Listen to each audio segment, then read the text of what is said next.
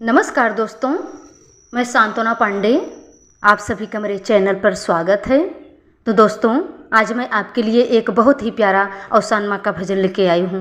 अगर मेरा गाना अच्छा लगे तो लाइक शेयर सब्सक्राइब ज़रूर कीजिएगा। कमेंट करके ज़रूर बताना कि मेरा गाना कैसे लगा।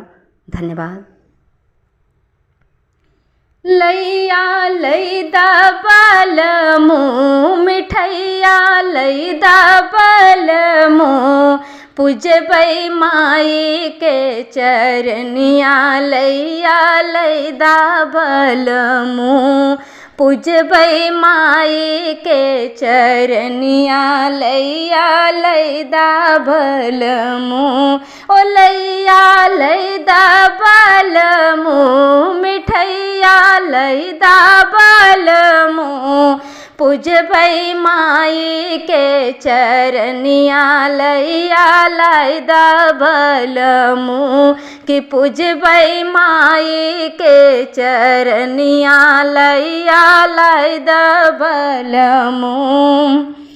माई के पूजवा में ज़्यादा कुछ न लागे हो, ज़्यादा कुछ न लागे लैया लैदा बलमो कि लैया लैदा बलमो होई है गाढ़े में सहैया लैया लैदा बलमो होई है गाढ़े में सहैया लैया लैदा बलमो।